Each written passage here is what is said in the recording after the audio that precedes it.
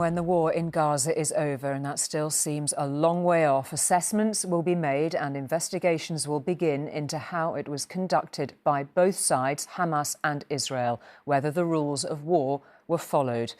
Tonight, News at 10 has evidence of a group of unarmed Palestinians carrying a white flag coming under fire in an area Israeli troops are now trying to capture, having previously declared it a place of safety. One of the group was hit and fatally wounded as our cameraman filmed.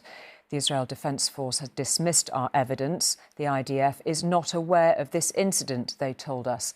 But our filming has, however, already raised questions about a possible war crime. What we are about to show is, by its very nature, distressing. This is the edge of the supposedly safe area called Al-Mawasi that the Israelis have been encouraging Gazan civilians to flee to. These makeshift homes have been vacated because the war is getting closer. The billowing smoke was evidence of the new Israeli offensive in Khan Younis that has been forcing more families to evacuate and seek safety elsewhere. No place safety in Gaza. Everywhere you are going, you will find the Israeli army. They are shoot us at home, any building, in the street, everywhere you are.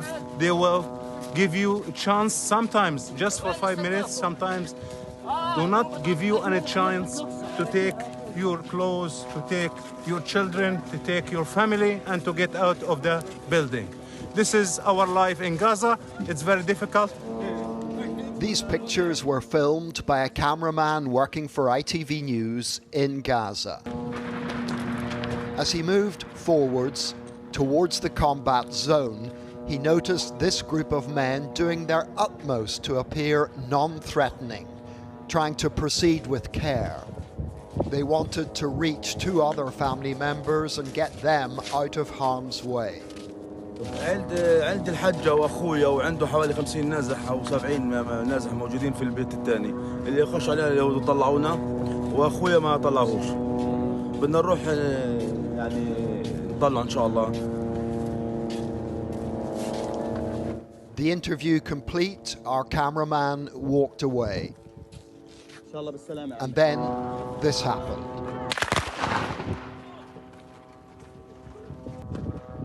The interviewee had been shot and fatally wounded. You can see them place their flag on his chest. As he was carried away, the white flag was turning red. Carry him, they've killed him, yells this youth. Then suddenly, more gunfire.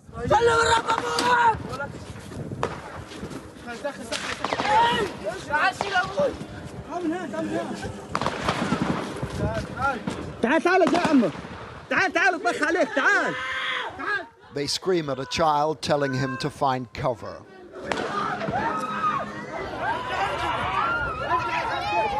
By this stage, the man's wife, his widow, has heard what happened. And as she rushes to the scene, she meets the party carrying away the body on a makeshift stretcher. When they're satisfied they're a safe distance away, they stop. And the mourning starts. These tragic scenes have been repeated time and time again since this war began.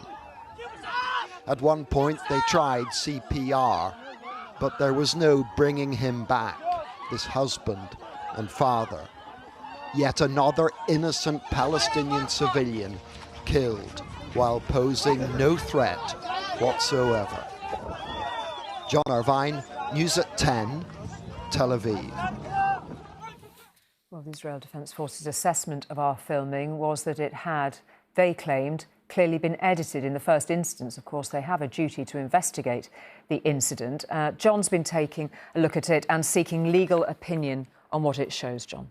Julie, more than 25,000 deaths have been reported in Gaza since the 7th of October. Mainly civilians, many women and many children. Israel's critics already say that amounts to a war crime. But now, just one more killing, this time beneath the white flag, the international symbol of surrender. Is it enough to reach the same damning judgment? A civil rights lawyer who watched our video says it is compelling evidence. This group of 5 people are unarmed. They don't have any weapons of any kind. They're waving a white flag. They do not present a threat. So to shoot them without warning, just like that, it's an execution. Now, this is not the first time nor the first war in which the Israeli army has been accused of firing on innocents carrying a white flag. After an Israeli incursion into Gaza at the end of 2008, human rights groups documented 11 such deaths. A subsequent UN inquiry blamed both sides for human rights abuses. Then 2 months ago, 3 Israeli hostages, Alon Shamritz, Yatom Chaim and Samir Talaka, escaped their captors and approached Israeli troops waving a white cloth. All 3 were shot dead. After that, the army's chief of staff made public a clear message to his troops: think before pulling the trigger. ואם זה שני עזתים עם דגל לבן שיוצאים להיכנע, מה, אנחנו יורים בהם? Now, he's telling them that if 2 Gazans with a white flag come out to surrender, would we shoot at them? Absolutely not, he says. Now, Israel calls its army the most moral on earth, that it does all it can to protect civilians. But lawyers tell us that if that is sincere, it is their legal duty to now investigate. Maybe there are circumstances why this event happened. We don't know. But on the face of it, it seems to be a violation of the responsibility of an occupying force and the rules of engagement. Now we have to see, will there be an investigation? Separately, of course, Israel is facing a judgment from the International Court of Justice on a charge of genocide. But accusing an army of committing a crime is easy. The actual facts can get lost in the fog of war. Securing a conviction, Julie, that is rare. OK, John, thank you very much indeed for taking us through all of that. We can return now to John Irvine in Tel Aviv tonight. And John, this incident raises more questions, doesn't it, over how this war is being conducted, especially now with so many deaths. Yes, Julia, I think this chips away at Israel's moral authority and makes it more difficult for Israel's allies to support this campaign. Add to this the fact that yesterday was Israel's deadliest day inside Gaza, and you're left with the impression that from the Israeli point of view, this war isn't going terribly well. That's perhaps why divisions are opening up within the Israeli war cabinet and between Israel and its most important ally, the United States. Now, the Prime Minister here, Mr. Netanyahu, is maintaining that he is trying to achieve the twin goals of crushing Hamas and freeing the hostages. He maintains that that is achievable. But there are those in the war cabinet and in Washington who disagree with him, who say those 2 goals are incompatible and that the hostages should be prioritized. Mr. Netanyahu is hedging his bets.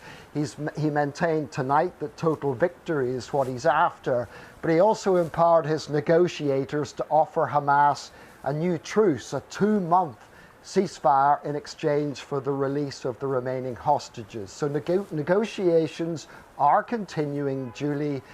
Mediators from Qatar, Egypt and the United States certainly are not wasting their time. John, thank you.